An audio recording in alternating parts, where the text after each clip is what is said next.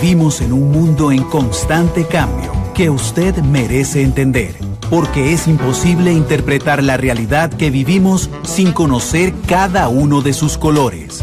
Porque muchos son los tonos de la actualidad. Presentamos Matices. Una producción de Noticias Monumental.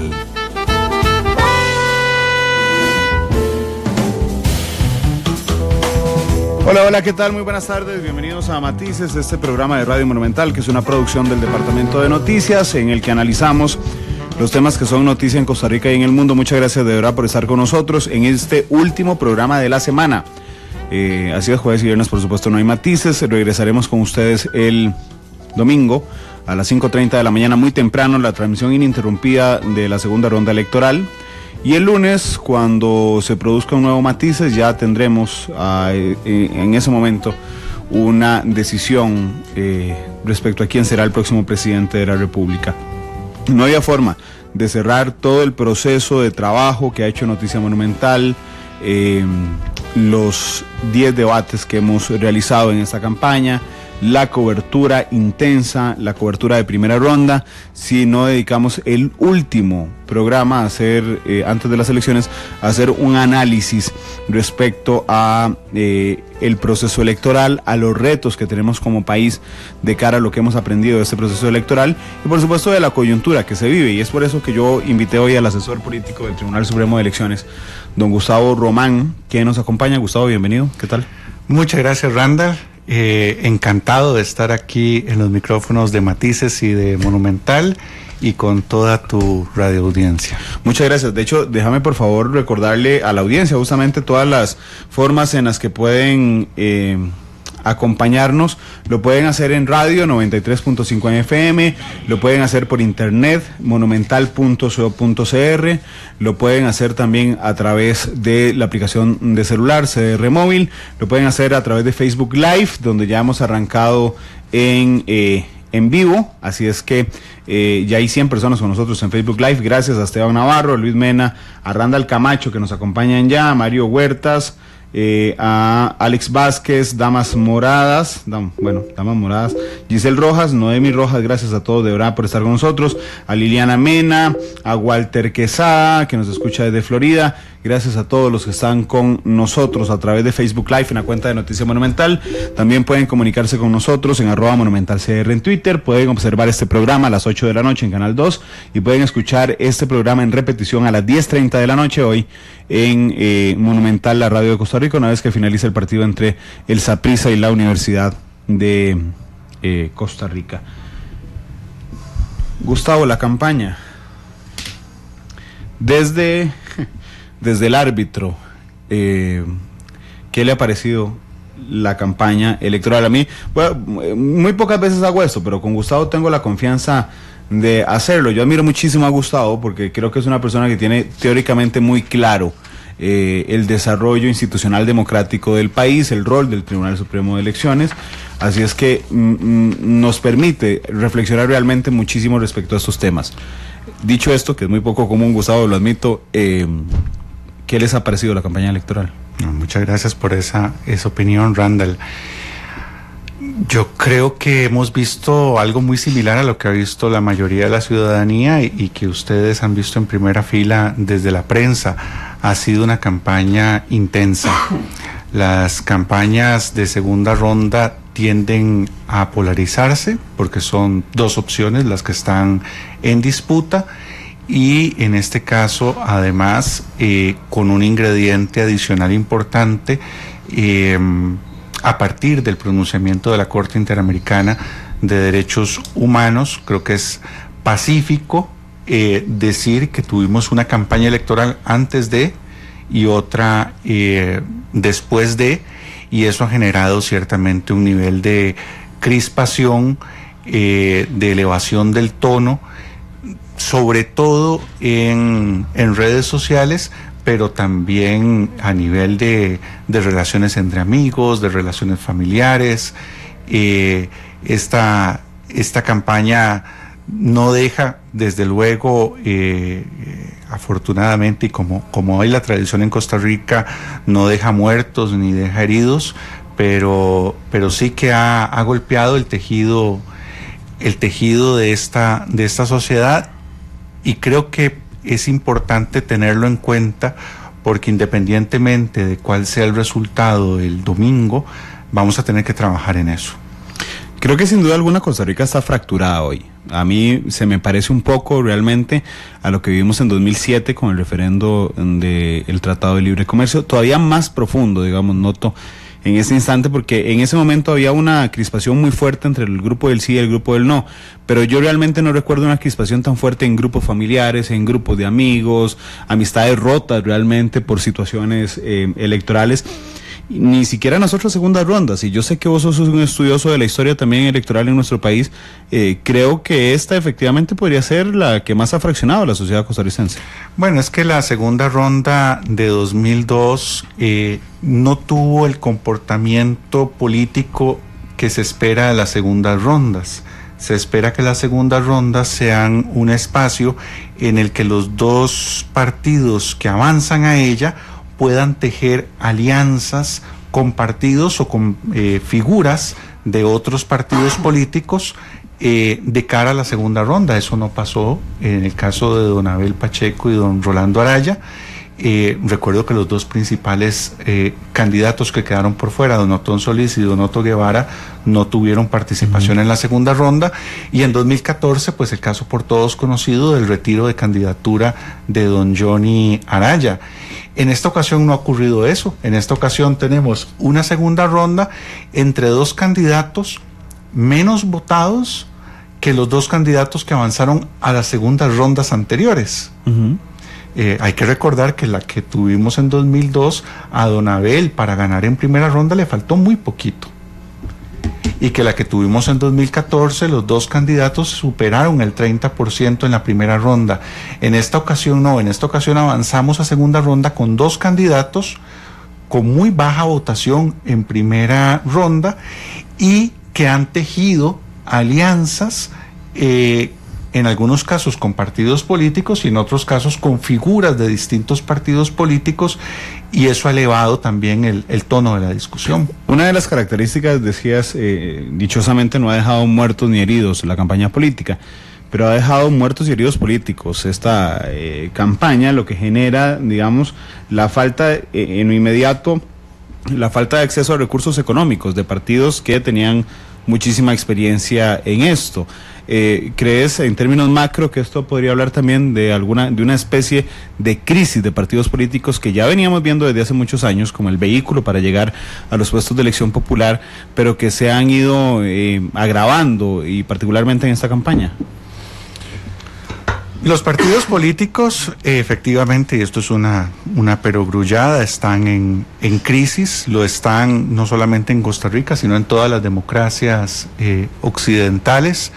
Eso hace que las campañas sean más inciertas, eso hace que el voto sea más volátil, eso hace que sea más difícil predecir el resultado de una elección. Yo estoy seguro que a los costarricenses que nos estén escuchando y que hayan vivido las campañas de los años 60 y 70, seguramente recordarán que 2 años antes de la elección ya sabían por quién iban a votar. Probablemente no sabían quién iba a ser el candidato, pero ya sabían por quién iban a votar, porque había una enorme identificación partidaria.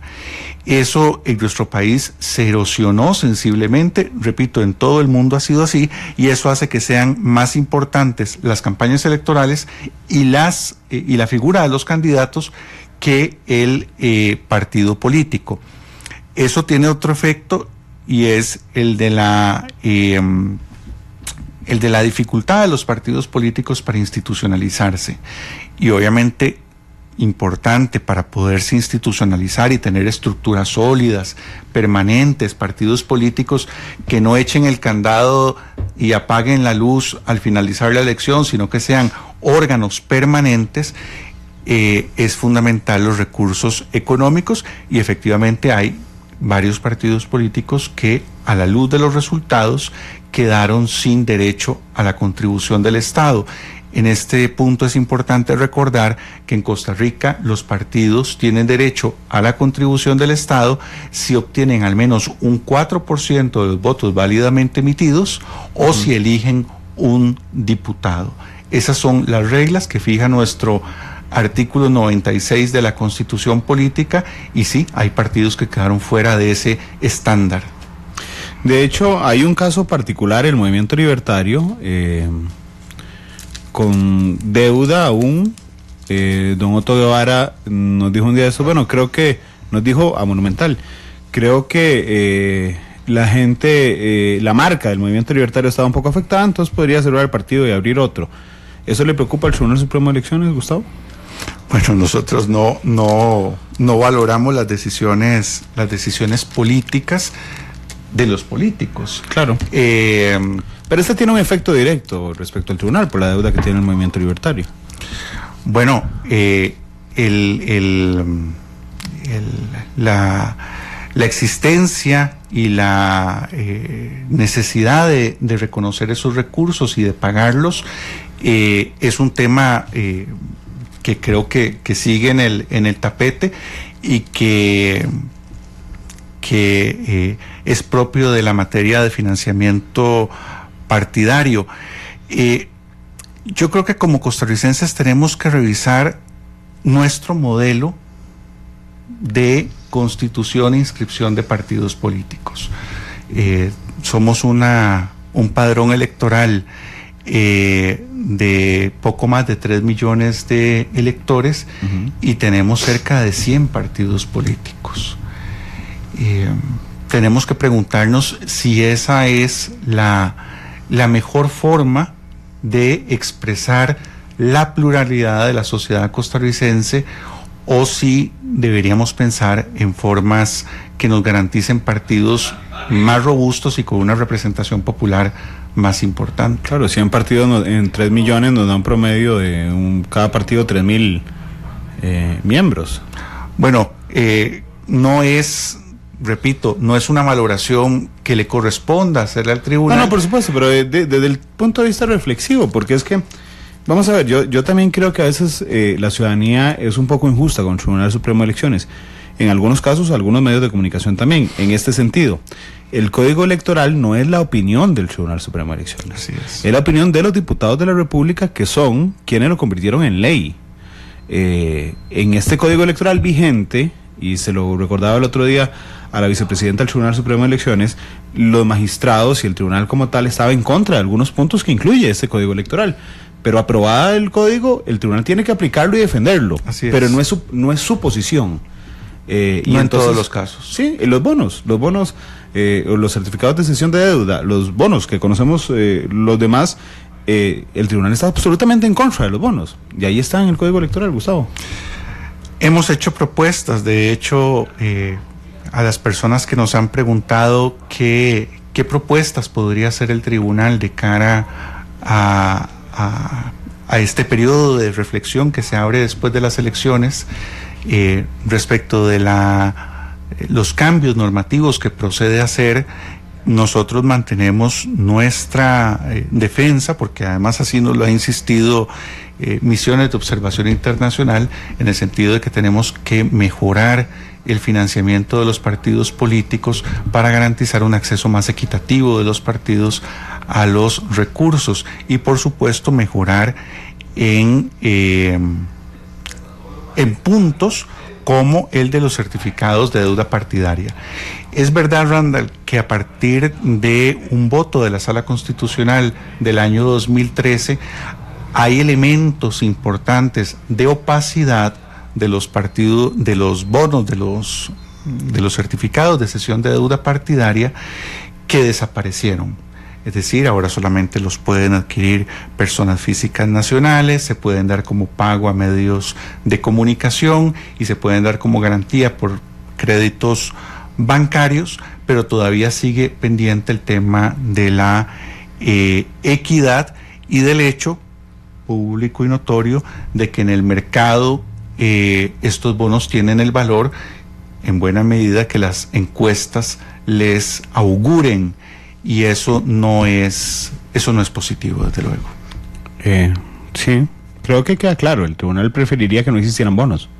El tribunal preferiría que no existieran bonos, el tribunal preferiría que hubiera un fondo básico para todos los partidos políticos, un piso de financiamiento, el tribunal preferiría que hubiera franjas electorales que le permitieran a todos los partidos visibilizarse sin importar su posición en las encuestas.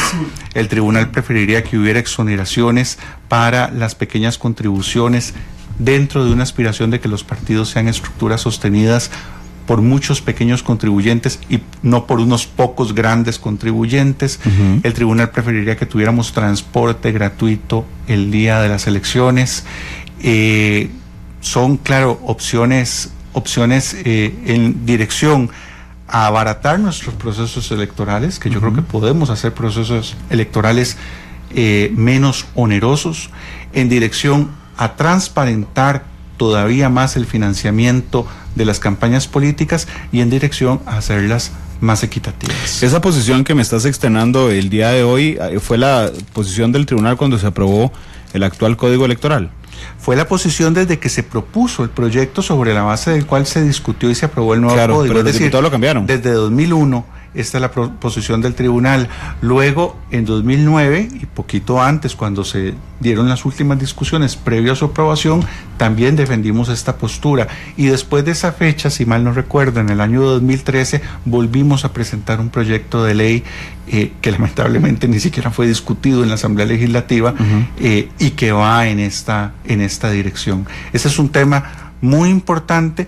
Y hay otro que no tiene que ver con financiamiento de los partidos políticos, pero que para nosotros es muy importante, que es el de la posibilidad de que las personas que tengan el control de las mesas de las juntas receptoras de votos el día de la elección sean personas propuestas y reclutadas y capacitadas por el Tribunal Supremo de Elecciones. Porque lo cierto, Randall, es que afortunadamente el tribunal tuvo la visión hace algunos años de crear la figura del auxiliar electoral, y si no lo hubiera hecho, probablemente las últimas 2 o 3 elecciones no las hubiéramos podido celebrar, porque a los partidos políticos cada vez les resulta más difícil poner miembros de mesa en todas las juntas receptoras del país. Y en ese sentido, pareciera que lo más prudente es evolucionar hacia un esquema que ponga en manos del tribunal el reclutamiento, la capacitación de estas personas, que ya no serían auxiliares, habría que cambiarles el nombre, y dejarle a los partidos políticos todo el control de fiscalización de lo que ocurre en cada junta receptora de votos. Maynor, Chacón hace una consulta que me permite desarrollar más el tema. Dice, ¿qué poder tiene el tribunal para poder eliminar los bonos? Ninguno, Gustavo. Ninguno. El tribunal, y gracias a Maynor por la pregunta, el tribunal no ejerce en Costa Rica el control de constitucionalidad de las normas. El tribunal no puede anular una norma. Y por supuesto no puede crear un artículo del código distinto. Eso nos ha pasado mucho, por cierto, con el tema de las distintas sanciones que de un lado y otro de la campaña política en estas semanas crispadas que estamos viviendo nos ha ocurrido. Nosotros aplicamos la legislación vigente y nosotros no la decidimos. La deciden los diputados de la República. Así es, eso es parte de nuestro modelo republicano y de nuestro sistema político. En 2 platos, los diputados escogen, el Tribunal Supremo de Elecciones aplica. Respecto a este tema, en el Código Electoral de 2009 se buscó darle dientes al Tribunal de Elecciones, es decir, ya habían faltas contempladas en el antiguo Código Electoral sin sanciones previstas. El de 2009 sí genera sanciones. Así es. Pero realmente esos dientes están tan afilados, Gustavo, de cara a lo que ha pasado en esta campaña. Sí, sobre todo si se compara con el modelo que teníamos antes de 2009, que era el Código de 1952. Yo creo que el mejor ejemplo es el del financiamiento partidario del año 2002. Hubo un reconocimiento de parte de los 2 principales partidos de haber sido financiados por gobierno extranjero, y sin embargo no había posibilidad de aplicar ninguna sanción por ello. Los casos que la opinión pública ha conocido en los últimos años y que han implicado no solamente altas penas económicas, sino también la cárcel de personeros de partidos políticos, obedecen a que tenemos ahora mecanismos no solamente para controlar, sino también para, y aquí ya hablo en general, el Estado costarricense a través de los tribunales de justicia, para sancionar incluso penalmente comportamientos de esta naturaleza. Son las 2:26, voy a aprovechar para algo, voy a leer unos comentarios que están en redes sociales mientras Gustavo finalmente prueba el café, que hace rato prepara. José Mario Soto Víquez dice, ¿por qué el tribunal, más adelante vamos a hablar de esto, no exige los estados financieros reales del Partido Restauración Nacional? Diego Armando Martínez dice, ¿qué pasa con los miembros de mesa que no se presentan a las elecciones? Alonso Bogarín pide el sistema parlamentario ya. Vamos a ver, Luis Roberto Hernández dice que este proceso electoral reveló todas las fisuras del modelo político electoral, que deberíamos migrar a un sistema parlamentario con un primer ministro que se mida como un gerente y así le damos fuerza a la elección parlamentaria. Bueno, son parte realmente que lo de Opol, también vamos a hablar de eso más adelante, para no perder la estructura de la entrevista. Gustavo, yo no sé si hay una campaña electoral, por supuesto bajo la Segunda República, desde la Constitución del 49, en el que se haya atacado tanto al Tribunal Supremo de Elecciones en términos dialécticos y en términos fuertes, inclusive en la propia sede del tribunal. ¿Existe alguna donde se haya cuestionado así al tribunal? Primero Juan Diego Castro en primera ronda, Fabricio Alvarado en segunda ronda. Siempre ha habido personas que han mostrado algún nivel de crítica y a veces de virulencia, y de ataques hacia el tribunal, porque la crítica es otra cosa. La crítica a las instituciones en una democracia no solamente es normal, sino que es saludable. Pero ataques hacia la institución sí, no es algo nuevo. Lo que sí es verdad es que es algo muy reducido, y lo digo con base en datos, más allá de percepciones. Uh-huh. La última encuesta del CIEP, de la Universidad de Costa Rica, acreditó lo que habían acreditado todas las anteriores, y es que el Tribunal Supremo de Elecciones es la institución con mejor valoración en Costa Rica, solo superada por las universidades públicas. Universidades que no tienen que gestionar el conflicto político, sí, por supuesto, que es cosa bastante compleja. Y esto es, repito, conforme o coherente con otros muchos estudios de opinión que se han hecho en el pasado. ¿Qué quiero decir con esto? Que yo creo que la gran mayoría, la inmensa mayoría de los costarricenses confía en su tribunal, confía en el Tribunal Supremo de Elecciones, entiende por supuesto que hay cosas que tenemos que mejorar, entiende que nos podamos equivocar, pero sabe que la gente que está ahí es gente proba y gente competente, gente que sabe lo que está haciendo. Y eso es coherente también con las valoraciones que recibimos del extranjero. El último informe de la misión de observación electoral de la OEA es muy elogioso, ratifica el papel del tribunal como referente de buenas prácticas electorales en la región, y hace poco nos enteramos además de la última calificación del índice de integridad electoral de la Universidad de Harvard, bajo la dirección de la académica Pippa Norris, que es muy bueno, es decir, pone al tribunal en este índice de integridad electoral, al Tribunal Supremo de Elecciones de Costa Rica, en el primer lugar continental, por encima de los prestigiosos pares uruguayo o de buenas prácticas electorales como las canadienses, desde luego por encima de los Estados Unidos, y en el mundo solo superado por 4 naciones nórdicas, por Noruega, Suecia, Finlandia y Dinamarca. Y luego Costa Rica.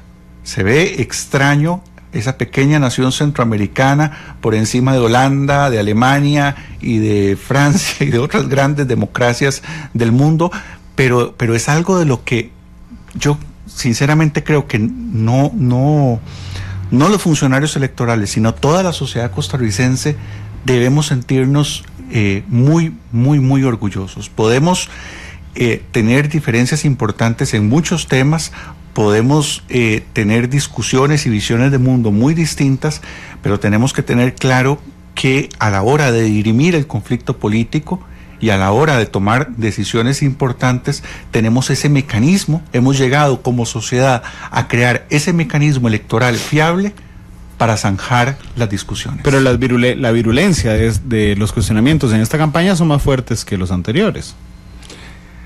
Es probable. También hay un elemento, Randall, que yo creo que no se nos debe escapar, y es el papel de las redes sociales. Sí. Hasta hace escasos 10 años, sí, hasta hace escasos 10 años, para que una persona pudiera publicar su opinión, tenía que pasar por algún filtro. Ya fuera un consejo editorial de una editorial, ya fuera el jefe editorial de un periódico, qué sé yo, hablar con el consejo directivo en Monumental, o tener mucho dinero y tener un medio de comunicación. Uh-huh. Pero no cualquier persona publicaba su opinión. Cualquier persona la expresaba, pero no cualquier persona la publicaba. Las redes sociales cambiaron eso, para bien y para mal. Y además nos motivan a hacerlo. Uno se despierta, ve el teléfono y lo primero que le pregunta a Facebook es ¿qué estás pensando? Claro. Y eso puede hacer que a veces, qué sé yo, el proceso normal que uno sigue, por ejemplo, antes de enviar un artículo de opinión a un periódico, o antes de hacer el editorial de Monumental, que es un proceso de reflexión, de pensar bien si lo que voy a decir debo decirlo, incluso de pasárselo a amigos o a personas que uno respeta para que lo lean y le digan si está bien o mal. Ese proceso normalmente no se da. Lo que hacemos es una expresión con mucha inmediatez de lo que estamos sintiendo, a veces no tanto pensando, sino sintiendo, y eso hace que incluso expresemos cosas que después ya no estamos tan de acuerdo con ellas, o que expresemos cosas a través de nuestras redes sociales que si nos encontramos en persona no las decimos. Sí. A mí me ha pasado mucho, Randall, en este proceso electoral, que amigos y personas cercanas se han dejado decir 4 barbaridades en redes sociales contra el Tribunal Supremo de Elecciones. Nos hemos encontrado sin ningún mal rollo, simplemente yo sí con la expectativa de que el tema se plantee para explicar razones, porque creo que en la gran mayoría de los casos lo que hay es un enorme vacío de información o un desconocimiento, y no surge el tema, o a veces peor, a veces lo que hay es un elogio hacia el trabajo. Claro, pero le hackearon el Facebook. Exacto. Yo creo que tiene que ver un poco con eso también. Bueno, vamos a ver, hablemos sobre... Yo tengo muy claro, porque todavía hoy hay varias preguntas de por qué se hicieron las elecciones en segunda ronda el domingo de resurrección. Bueno, es porque está en la Constitución Política, listo, se acabó. Yo creo que ahí no hay discusión.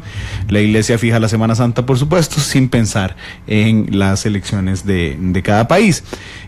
Pero el otro día que estaban aquí los dos candidatos en debate, antes del debate les dije, ¿cómo están? Muy cansados. Los dos me dijeron, sí, agotados. Esto ha sido 6 meses muy fuertes, ¿verdad? Y este tema de los meses no solo implica, digamos, el agotamiento y el desgaste de la gente, de la campaña, de los candidatos, sino también el riesgo de algo que en Costa Rica se había minimizado mucho, y es el peligro de que el gobierno de turno pueda generar acciones que queden en la rayita esa de la beligerancia política, Gustavo. En esta campaña en particular se ha denunciado, creo que don Mario Redondo lo hizo, se ha anunciado que el gobierno de la República, por medio de las giras del presidente Solís, había generado beligerancia política, que entiendo, si no me corriges por favor, el tribunal encontró que no era así, pero lo cierto es que bajo los tiempos que tenemos hay 6 meses de riesgo completamente. Yo escuché una sobremesa extendida con doña Amelia, con Febe y con usted, Randall, sobre el tema. Uh-huh. Sí, el tribunal ha recibido denuncias de esta naturaleza, y hemos recordado lo que establece la legislación costarricense y la inveterada jurisprudencia del tribunal sobre este tema. El artículo 142 del Código Electoral dice claramente: prohíbese a las instituciones del Poder Ejecutivo, luego sigue con una larga retahíla de todas hasta las municipalidades, difundir mediante cualquier medio de comunicación información publicitaria relativa a la obra pública realizada, y luego sigue el artículo. Lo que está prohibido es pautar obra pública realizada del gobierno, hacer pauta publicitaria. Las giras, las inauguraciones no están prohibidas, y lo ha dicho el tribunal desde hace muchos años, desde que estábamos con otros gobiernos. Las personas pueden estar de acuerdo o en desacuerdo con esa decisión del tribunal. Lo que no se puede decir es que el tribunal no ha resuelto. Claro. No, el tribunal ha resuelto. Que a una persona no le guste cómo ha resuelto, esos son otros 100 pesos, y lo correcto es decir eso: mire, el tribunal las ha resuelto, pero no ha resuelto como yo quería. Claro. Ese artículo que me leíste es del Código Electoral. Sí. El 142, me dijiste, el Código Electoral. ¿Viene del Código Electoral anterior? Sí, había una prohibición similar. Ok, porque, Gustavo, así como pasa el tiempo tan rápido, digamos, de los años, yo entiendo esa prohibición a la luz de la segunda mitad del siglo XX y de los primeros años del siglo XXI, en el sentido de que la única forma de dar a conocer la obra de gobierno era pautando. Hoy no, hoy el gobierno de la República no pauta, pero resulta que se va para... Es un ejemplo ficticio, esto no pasó con el presidente Solís. Se va para Limón a inaugurar un puerto, que insisto, no pasó en este momento, pero no se ha inaugurado el puerto. Van al puerto y lo inauguran y no pautan en ningún lugar, pero todas las redes sociales están llenas de la inauguración. ¿Crees vos, a la luz, ahora sí, reflexiva y macro, que es momento tal vez de revisar esta normativa? Primero digo algo previo. Nuevamente tenemos que recordar que el tribunal aplica la legislación y que podemos discutir la legislación. Claro. Por supuesto que podemos hacerlo cuando pase la campaña electoral. El árbitro no detiene el partido en el minuto 70 para discutir con los jugadores si de ahora en adelante el offside va a ser diferente o el penal va a ser diferente. Eso no se hace durante el partido. Pero algo más reflexivo, Randall. Yo, y aquí hablo a título estrictamente personal, yo he percibido en nuestra sociedad una creciente preocupación no por poder expresar uno sus propias ideas, sino porque el otro no se exprese, porque el contrario no se exprese. Uh-huh. Tenemos normas ya de por sí restrictivas y pareciera que no nos bastan. La prohibición de que el presidente de la República se involucre de lleno en la campaña electoral de su partido político es una excepcionalidad costarricense. Es decir, esto existe en Costa Rica y en Uruguay.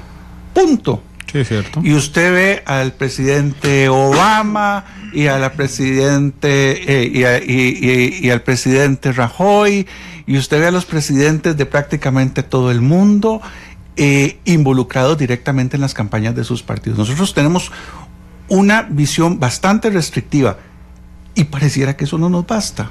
Uh-huh. Y no lo digo solo del lado, en este caso, del PAC, se lo digo del otro lado.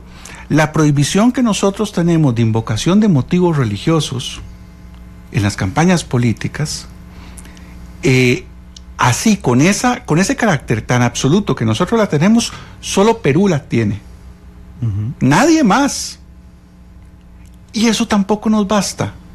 Nos están diciendo que si el candidato invoca motivos religiosos, que lo descalifiquemos de la contienda. Y ya no hacemos elección el domingo, porque ya solo quedaría uno. Uh-huh. O nos están diciendo que le restemos 300 votos por cada vez que invoque a Dios. O que ni siquiera inscribamos ese partido político.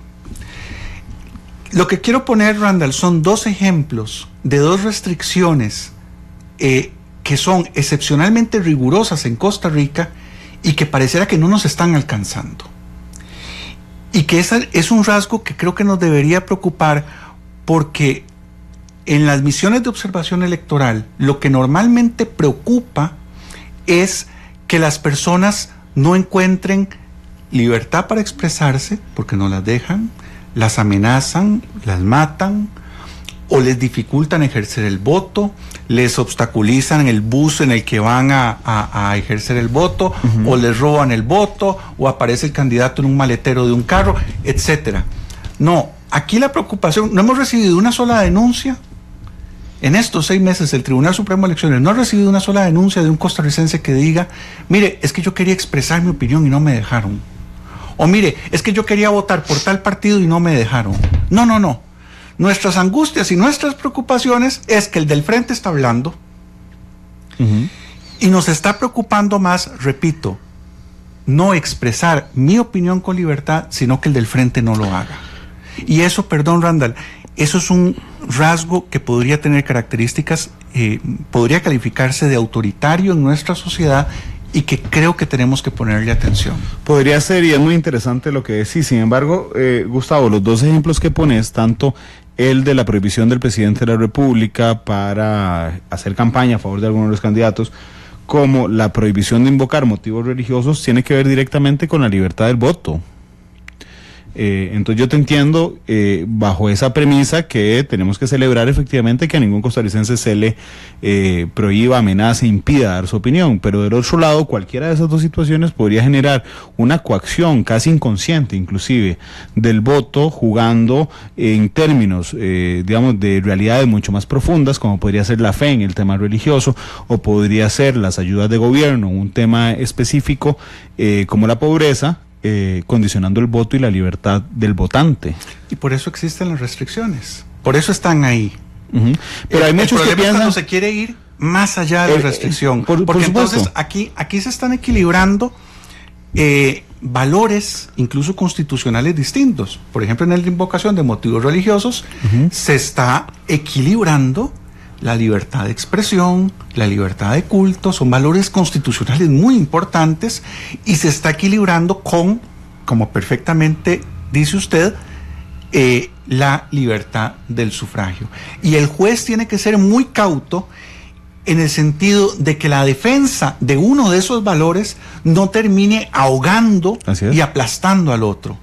Y ese es un equilibrio delicado. Pero podríamos hablar entonces de la eficacia. Vamos a ver, yo no te estoy, ni a vos, ni al Tribunal Supremo de Elecciones, sería incapaz de hacerlo, además de invitarlo a recrudecer o fortalecer o hacerlo o agravar los términos de las prohibiciones. Pero quisiera hablar sobre eficacia, no del Tribunal de Elecciones, sino sobre los tiempos de resolver. Ya se le plantea al Tribunal de Elecciones el tema del presidente Solís, dice no, la prohibición es para pautar obras. Se le plantea a el Tribunal Supremo de Elecciones en la primera ocasión, y aquí yo tengo que ser muy claro, en la primera ocasión no fue contra ningún partido político el tema de invocación de motivos religiosos para el voto, sino a la Conferencia Episcopal y a la Alianza Evangélica Nacional. Ahí no había ningún partido metido. Hasta la semana pasada, específicamente, que se gira una medida cautelar directamente respecto al Partido de Restauración Nacional. Sí, hombre, se ha ido. Sí, es que el tiempo está raro. El lunes pasado, contra el Partido Restauración Nacional. El tribunal gira una medida cautelar. Y te decía, y hay muchos comentarios aquí de gente que ha sentido que lo que pasó hoy en una conferencia de prensa, que te voy a pedir que me digas si la viste o no, en la actividad donde se presentó el plan de gobierno 2.0 de Fabricio Alvarado, donde una asociación de católicos da durante la primera parte un discurso de 20 minutos, que es una burla a la medida cautelar del Tribunal Supremo de Elecciones. Bueno, dos cosas. Efectivamente no estaba enterado de esa actividad, y desde luego, aunque lo estuviera y aunque tuviera un criterio claro respecto de ella, no será un vocero quien determine si esa acción constituye el delito de desobediencia del cual se advirtió en la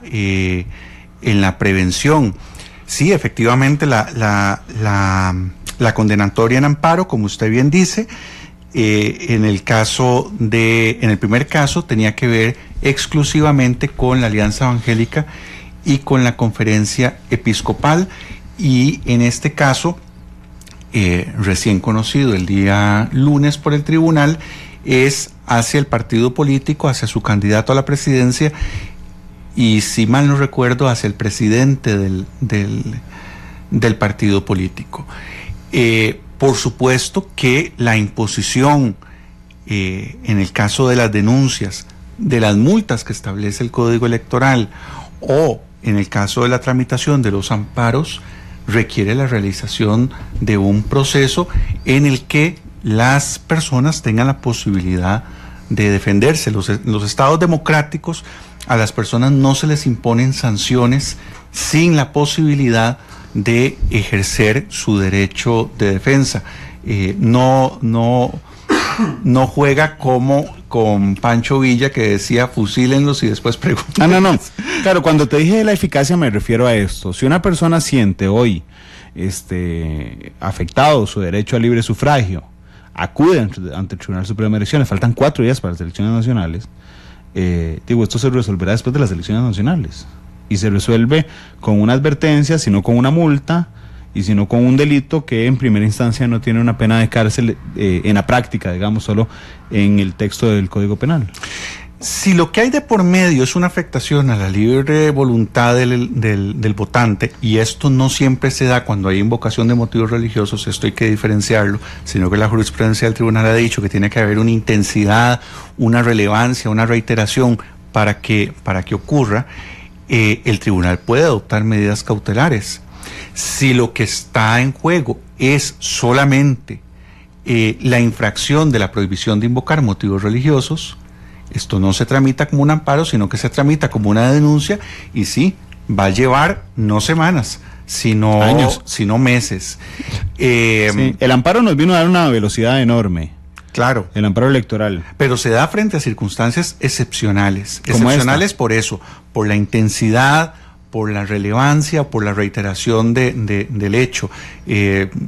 No es lo mismo que el obispo Ulloa en Cartago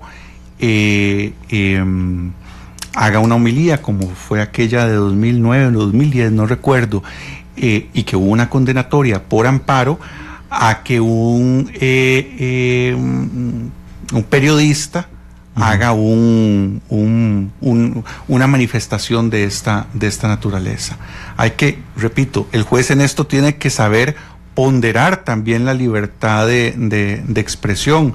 Si una persona en este momento, un ciudadano común y corriente, manifiesta como una manifestación individual que va a votar por X candidato, y que además los demás deberían hacer lo mismo por esta y esta otra razón, y son razones religiosas, está dentro del marco de una expresión individual del ejercicio de la libertad de expresión, y mal haría el Estado constitucional de derecho en caerle encima a esa persona. Vamos a la pausa y regresa. Perdón, sé que no escuchaste esa conferencia de prensa, pero no te han informado si se ha recibido alguna denuncia respecto a lo que pasó hoy justamente en esta conferencia de prensa. Voy a preguntar, no me han informado que hayamos recibido ninguna denuncia sobre el particular. Son las 2:49, vamos a ir a la primera pausa comercial, regresamos para hablar de lo que pasó con Opol, de lo que denuncia Opol en lo particular, de lo que le critican a Opol, y también de las encuestas en términos generales, y además como herramienta en este instante, que es la que permite acceder al financiamiento de los partidos políticos. Son las 2:50, vamos a la pausa y volvemos.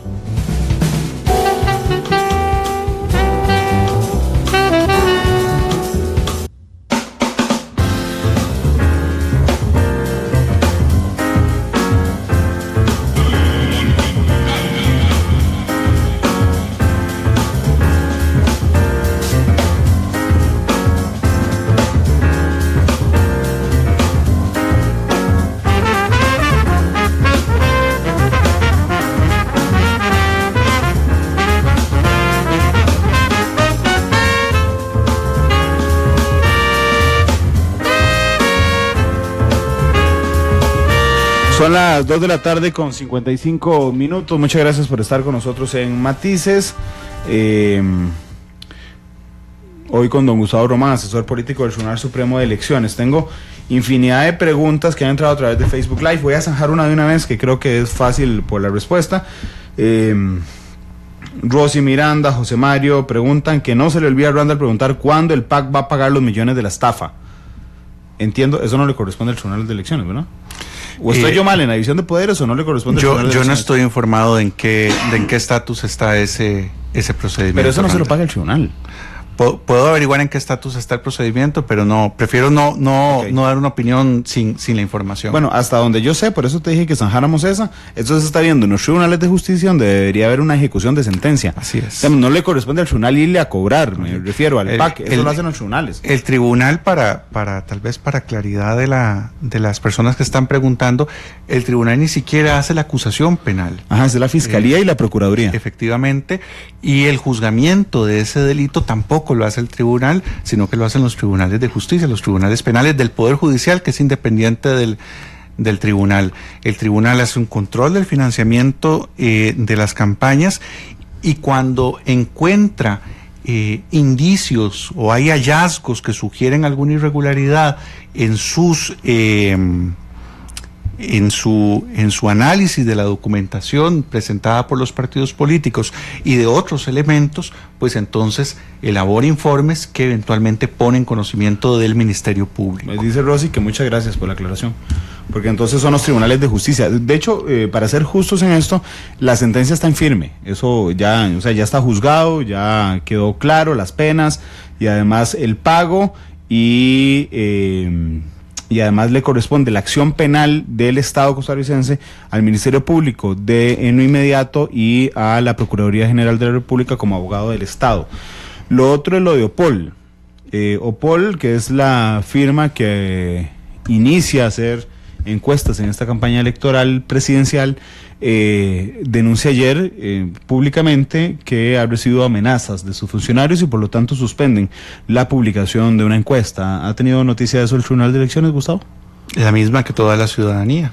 Es decir, no ha recibido una denuncia. Nosotros no hemos recibido ninguna denuncia relativa a esa información. Déjame traducirlo en un titular periodístico. OPOL no ha denunciado ninguna agresión al Tribunal Supremo de Elecciones. No, ante el Tribunal Supremo de Elecciones no. Ok. Lo otro, cuando OPOL denuncia esto, viene un cuestionamiento respecto a que OPOL, no como tal, sino una firma, digamos, vinculada a OPOL, estaría brindándole asesoría a Restauración Nacional. ¿Ha recibido alguna denuncia de esto que sepas el Tribunal Supremo de Elecciones? Tampoco. Ninguna. Respecto a las casas encuestadoras, en términos generales, hay 4 que yo he seguido con muchísima atención en esta campaña política. Gustavo, una es Sid Gallup, la otra es OPOL, por supuesto, la otra es el CIEP y la otra es el IDESPO de la Universidad Nacional. Con el tema de la Universidad Nacional tuve una experiencia muy interesante en este programa en vivo, porque me entero con la directora de IDESPO aquí a la par. La traje para que nos contara un estudio que hicieron, muy interesante por cierto, respecto a lo que pasó en la primera campaña política. Pero la directora del IDESPO me revela al aire que además han publicado un cuadro ahí individual, digamos, individual respecto al resto del estudio, que tiene que ver con lo que conocemos en este ámbito de la comunicación como la carrera a caballos en la segunda ronda, y que tiene algunas variables medidas de una forma un poco rara, y rara me refiero a que no siguieron, digamos, la matriz estadística de conseguir un muestreo que fuera un espejo del universo completo, pero que además los investigadores habían planteado no publicar porque tenían algún sesgo, y que hay una decisión política de comunicación de la Universidad Nacional por publicarla, y eso me asustó un poco. El Tribunal Supremo de Elecciones tiene dientes para que no ocurra estas irregularidades con encuestas, tomando en consideración que son las encuestas la herramienta que se usa para tener acceso al financiamiento de partidos políticos. Eso último que usted acaba de decir es el meollo del tema. Nuevamente, aquí corremos el riesgo de restringir libertades públicas, como por ejemplo la libertad de información, por no atender otros elementos que no tienen que ver con la libertad de expresión o con la libertad de información. ¿Qué es lo que quiero decir? Que lo que está mal no es que circulen determinadas encuestas en el sistema de medios de Costa Rica y que la opinión pública tenga acceso a ellas. Lo que está mal, probablemente, es el peso que éstas tienen en dos cosas muy sensibles.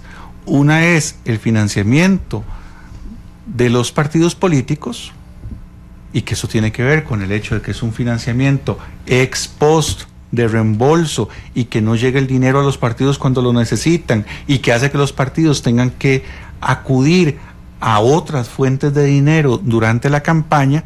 Y el otro es el acceso a los debates en los medios de comunicación privada. ¿Por qué? Porque un criterio utilizado consistentemente por la mayoría de los medios privados es la ubicación de los candidatos en las encuestas.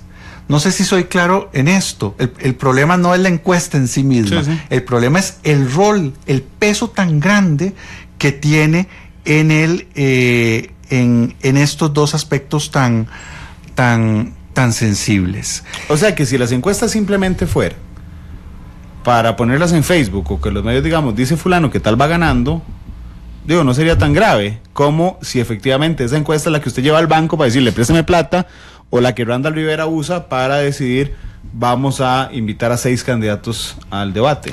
Que ni una cosa ni la otra, Randall, están normadas. Sí, está la libre. Es decir, no es que el código diga, mire, los bancos prestarán dinero y asumirán riesgos y exigirán descuentos según la posición del partido en las encuestas. Ni tampoco dice que los medios de comunicación privadas... esto es un asunto de práctica que se ha dado, y que en consecuencia ha puesto a las encuestas en el primer lugar, o en uno de los primeros lugares de análisis y de crítica, que en principio uno pensaría que no deberían estar en ese lugar. Pero es por el vacío que existe, justamente. Es por dificultad, por limitaciones de nuestra legislación que no tienen que ver con las encuestas. Vea qué curioso. Y ahí es donde yo creo que puede haber un error en querer entonces, en vez de arreglar el problema raíz, enfocarnos en una regulación probablemente más rigurosa de las encuestas. Lo que tenemos a la fecha es la necesidad de que se inscriban ante el Tribunal Supremo de Elecciones. Es una inscripción que lo que busca es garantizar que tengan un piso de seriedad, que tengan profesionales inscritos en el colegio profesional, que tengan trayectoria en la realización de estudios estadísticos de esa naturaleza, y que conserven el material, los materiales de elaboración de sus estudios, para que en caso de que se llegara a presentar una denuncia, el tribunal pueda pedir esa documentación. Como la del CIEP. Como la denuncia que se presentó. La del CIEP se presentó denuncia. Vamos a ver, aquí tengo la duda. Entonces, hay una comisión investigadora que va a llamar al CIEP a la Asamblea Legislativa. Es verdad. Eso no tiene nada que ver con el Tribunal Supremo de Elecciones. Nada que ver. ¿Hay denuncia al Tribunal Supremo de Elecciones respecto al CIEP? No que yo tenga información. Aquí seguramente me estarán escuchando y me ayudarán a averiguarlo, pero hasta donde yo tengo conocimiento, no hay denuncias de esa naturaleza, y efectivamente lo que haya hecho la comisión legislativa no tiene nada que ver con el tribunal. Ahora bien, yo estaba anoche en una disyuntiva leyendo muy tarde una nota del diario La Nación, que posteriormente además generamos en información aquí en Noticias Monumental, que es que había un atraso en la presentación de la información financiera del Restauración Nacional. Ayer Restauración Nacional envía un comunicado de prensa diciendo aquí está entregamos. Bueno, primero incumplieron la fecha. El tribunal le da un plazo que, si no me falla la memoria, es al 5 de abril. Hasta el 4. 4 de abril, ok. Es al 4 de abril. Y entonces Restauración Nacional manda un comunicado de prensa diciendo, listo, ya presentamos todo, aquí está la lista de lo que presentamos. La Nación le da, consigue una versión del Tribunal Supremo de Elecciones que creo que no que no trae fuente en específica, o sea, no recuerdo cuál es la persona del tribunal que habla, y dice, el tribunal dice que no, que viene de una documentación, pero que faltan los estados financieros. Entonces, como estamos en la época de los hechos alternativos, yo te agradecería si empezamos esta respuesta con un sí o un no. ¿Se presentaron los estados financieros, sí o no? Vamos a ver. Le puedo contestar, Randall, lo que sea ciencia cierta. Los partidos políticos tienen que presentar estados financieros auditados y listas de contribuyentes por mes durante el proceso electoral. El Partido Restauración Nacional presentó esa documentación en octubre, en noviembre, en diciembre y en enero. La de febrero tenía plazo para presentarla hasta el 15 de marzo. No la presentó el 15 de marzo y entonces el Departamento de Financiamiento de Partidos Políticos le hace una prevención inmediatamente, el 16 de marzo, para que la presente. Y le da un plazo de 10 días. Y le da, me corrijo al decir, y le da. No es el Tribunal Supremo de Elecciones el que dice, ¿cuánto le doy? Démosle de 10 días. No es así. El Código Electoral establece que esa prevención tiene un plazo de 10 días. Y si usted cuenta, o mejor dicho, si ustedes cuentan, son 10 días hábiles, ustedes cuentan jueves y viernes santo, descuenta el lunes que el Tribunal Supremo de Elecciones está cerrado, eso da 4 de abril. Es decir, ese partido está todavía en plazo de presentar la documentación. Pero ayer presentó documentación. Entiendo que no completa. No presentó los estados financieros. Es que, vamos a ver, los estados financieros es una parte de la documentación que tiene que presentar. Efectivamente. Entendí en la nota de La Nación que se presentó todo excepto los estados financieros. Que se presentaron listas de contribuyentes. ¿Sí? Le faltó los estados financieros. Efectivamente. Déjame hacer el titular periodístico. Restauración Nacional no presentó los estados financieros ayer. Todavía está en tiempo, pero no lo presentó ayer. El plazo todavía lo tiene abierto. El plazo de la prevención. Sí, nos preguntaban hace un rato que si Gustavo Román hablaba esta tarde como representante del Tribunal Supremo de Elecciones. Sí, efectivamente, es asesor político del Tribunal Supremo de Elecciones. Son las 3:07, permítame ir a la segunda pausa electoral y regresamos para hablar sobre la logística del próximo domingo. Y además Gustavo va a tener que escoger una canción en esta pausa comercial. Vamos y regresamos.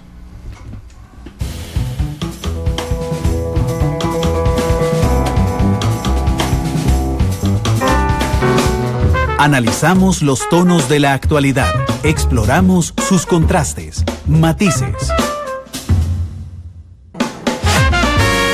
Porque la realidad tiene muchos tonos, matices.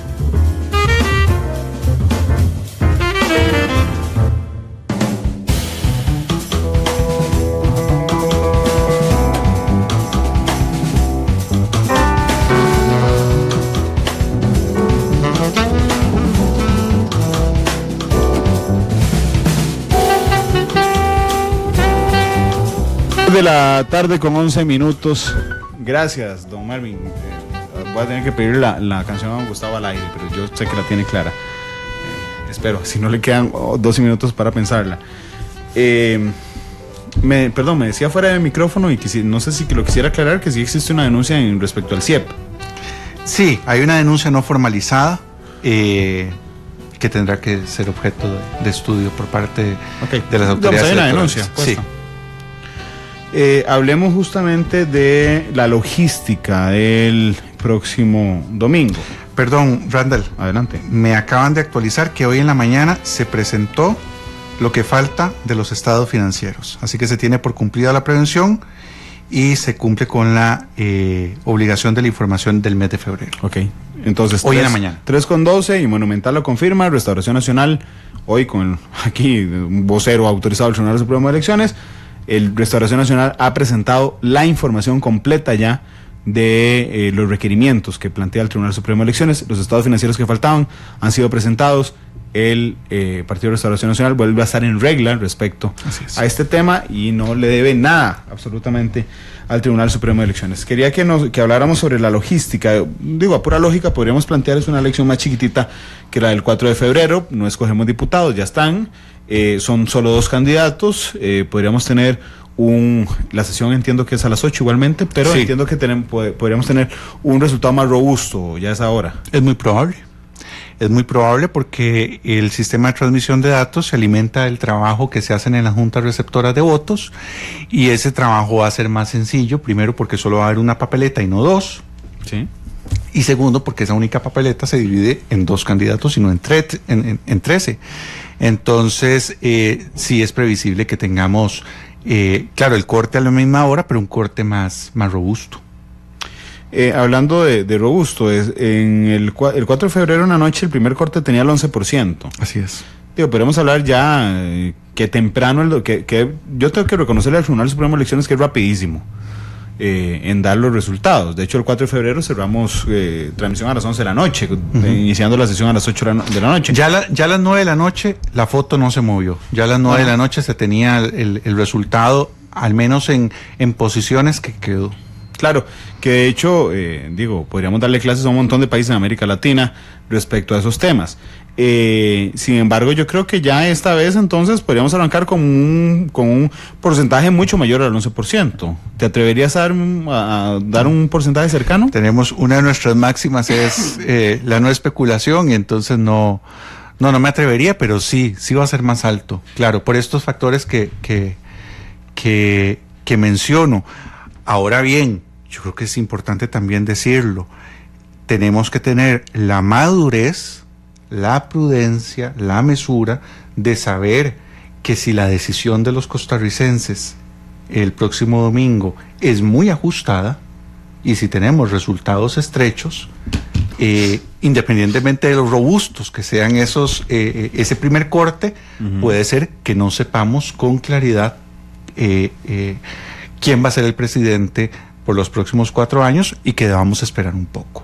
Y que debamos esperar un poco, no a la finalización en particular de la transmisión de datos, sino al escrutinio manual. Efectivamente. Al conteo de votos. Efectivamente, hay que recordar que tenemos una regla según la cual frente a resultados de 2% o menos de diferencia entre candidatos, se procede en el escrutinio definitivo, que siempre se hace, a un recuento voto por voto de cada una de las papeletas y por supuesto con los espacios de impugnación y de presentación de impugnaciones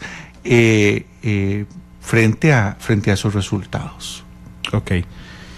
Sería aventurado entonces. Perdón, esto empieza a partir del martes. Sí, ante una diferencia menor al 2%, sería muy aventurado de parte ya no del Tribunal de Elecciones, sino de los medios de comunicación y de los propios candidatos cantar un resultado definitivo. Sí, sin duda.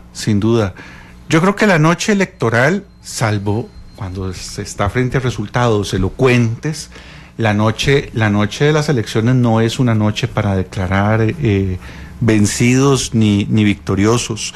En esto es importante mantener la sensatez, llamar a la sensatez, repito, salvo que estemos frente a un resultado de un margen amplio, como por ejemplo en esta ocasión de febrero, que la diferencia entre el segundo y el tercer lugar era significativa, sí, entonces no había duda de que quien había pasado a segunda ronda eran los 2 señores Alvarado, pero si nos encontramos frente a un escenario de resultados estrechos, tengamos un comportamiento acorde con el de la democracia más estable y longeva de América Latina. Ok, si quedan empatados exactamente, yo un día eso estaba pensando, bueno, ¿qué probabilidad hay de que eso pase? Yo me atrevería a decir que es mínima, pero ya pasó una elección municipal, que por supuesto la cantidad de votos son mucho menores. Claro. Pero digamos que podrían quedar empates, tendrían que quedar empates exactamente en la misma cantidad de votantes, Gustavo, ¿verdad? Sí. Ahí ganaría el de mayor edad. Eso por dicha Bueno, por dicha voy a decir dos cosas. Por dicha es muy difícil que pase. ¿Sí? Y por dicha no lo tendría que decidir el tribunal, sino que la Constitución Política establece que queda electo el candidato a la presidencia de mayor edad y los 2 vicepresidentes de su misma nómina. ¿El Tribunal Supremo de Elecciones ha tenido opinión respecto a esa norma constitucional en algún momento? No, porque no nos hemos enfrentado a esa eventualidad y repito, espero que no nos enfrentemos. Bueno, en la municipal sí se enfrentaron a eso.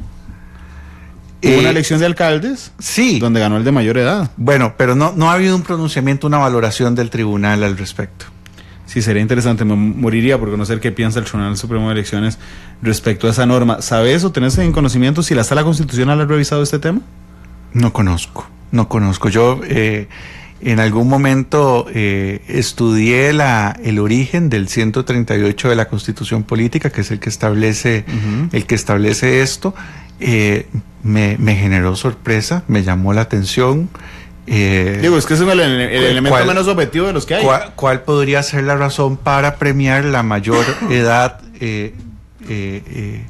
Pero no encontré mayor discusión al respecto. Sí, es muy interesante, porque la Constitución Política costarricense realmente, para ser de 1949, es muy avanzada.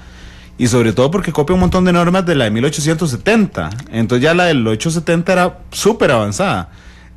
Pero digo, tiene esas cosillas, ¿y esto qué? Como justamente el tema de mayor edad, que no le encuentro yo, por lo menos, ningún carácter objetivo para incluirlo.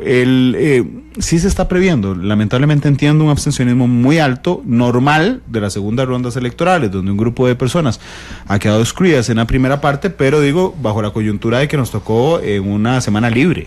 Esos son los dos elementos. Efectivamente, hay muchas personas que el candidato de su predilección no está participando y es una fecha en la que tradicionalmente hay una cantidad importante de costarricenses que están lejos de su lugar de residencia porque están vacacionando. Frente a ello, nosotros le hemos insistido a los costarricenses, primero, que la moneda está en el aire, es decir, no hemos escogido presidente, y yo creo que hay una opinión generalizada de que esto está bastante incierto, de que no podemos... De que está muy cerrado. De que está muy cerrado, y como dice nuestra publicidad, que al país se le ama votando, no como una expresión de sentimentalismo, sino como una expresión de sensatez elemental. Uno cuando ama una cosa la cuida, la protege, se preocupa por ella, no se desentiende de ella. Y yo creo que preocuparse por el lugar en el que uno vive, por el lugar en el que vive la gente querida, en el caso de los que somos papás, por el lugar en el que se van a criar y en el que van a hacer vida nuestros hijos y nuestros nietos, preocuparse por eso no tiene nada de sentimentalismo, es sensatez básica, y creo que esas son razones suficientes para ir a votar el próximo 1 de abril. Yo insisto en hacer siempre la comparación, porque creo que son importantes.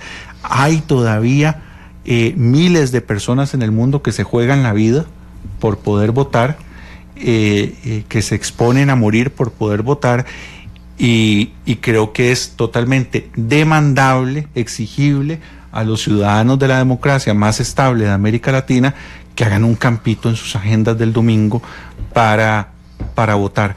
Ojalá, Randall, temprano, porque podríamos tener un escenario de mesas, incluso con baja participación, un escenario de mesas saturadas sobre las 4:30, 5 de la tarde, y hay que recordar que en la legislación costarricense usted puede estar haciendo fila en el aula, que si llegan las 6 de la tarde ya no va a poder votar. Qué desgraciado el tribunal. Nuevamente, es nuestra legislación, no es así en otros países. Por supuesto, es una broma sarcástica, en el sentido de que esto lo plantea la legislación, es decir, lo que han aprobado los diputados. El tribunal simplemente tiene que ejecutar a las 6 de la tarde, aunque haya 100 personas haciendo fila, las urnas se cierran. Que yo no lo juzgaría tan mal. Además, le digo una experiencia, no voy a mencionar el país porque para no lastimar sus susceptibilidades. Si estamos pensando el mismo. pero yo estuve de observador en una elección en la que ya se estaban dando los resultados, ya en todos los medios de comunicación se estaba incluso celebrando el partido que ganó y toda la cosa, y había gente haciendo fila en el aula para votar. Porque ellos tienen la política de que la votación, las escuelas se cierran a la hora de cierre, pero todo el mundo que está dentro de la escuela puede terminar de ejercer su derecho al voto, y estaban innovando, por cierto, de manera frustrada, con voto electrónico. Eso les hizo unos cuellos de botella y al final se les quedaron filas larguísimas de personas. 2 horas y media después de la hora de cierre había gente haciendo fila todavía para votar. Claro, de hecho no sé si estamos hablando del mismo país, no tengo idea, pero en Venezuela hace 2 años ocurrió que el gobierno de la República Bolivariana decidió extender en medio proceso, no, vamos a abrir 2 horas más, bueno, no fue el gobierno, bueno, fue el Consejo Nacional Electoral, vamos a ampliar 2 horas más el horario de las urnas, y se amplió efectivamente durante 2 horas más, algo que es muy poco común. Así es que si usted lo sabe, va a venirse el domingo al mediodía de la playa, tenga cuidado porque va a llegar faltando un cuarto para las 6 a su lugar de votación, va a tener que hacer fila y no va a poder votar entonces, y esto podría aumentar el abstencionismo. Gustavo, muchas gracias por haber venido ahí. No, con mucho gusto, Randall, espero haber podido contestar la mayoría de las preguntas. Hay algunas que se me escapan. La organización electoral es muy compleja, pero siempre es un placer compartir en este espacio con usted y con toda la audiencia. Gracias. Hay algunas valoraciones que estoy seguro hará además la misión de observadores internacionales respecto a esta segunda parte del proceso electoral, que es el mismo exactamente, y el que me gustaría hablar con ustedes después, ya cuando haya pasado este tema, y que el árbitro pueda hablar respecto a qué es penal y qué no cuando finalice el partido. Encantado. Te voy a pedir la canción para despedir matices. ¿La patriótica costarricense? La patriótica costarricense. Ahí Marvin se puso a correr. Justamente vamos a irnos con la patriótica. Ustedes que nos escucharon, nos observaron, muchas gracias, de verdad, muchas gracias por su confianza. Yo los invito, el lunes 5:30 de la mañana estaremos abriendo transmisión ininterrumpida hasta que Costa Rica decida, hasta que alguno de los 2 candidatos presidenciales se dé por ganador. Si eso no ocurre, por supuesto estaremos atentos a lo que pase el lunes. El lunes 5:30 de la mañana tendremos el análisis completo de lo que ocurra el domingo en nuestro país, recordándoles que la jornada electoral costarricense arranca el sábado a las 4 de la tarde cuando se abran las urnas en Sydney, Australia. 3:25, gracias Gustavo. Don Marvin, nos vamos con la patriótica costarricense. Hasta luego, feliz tarde.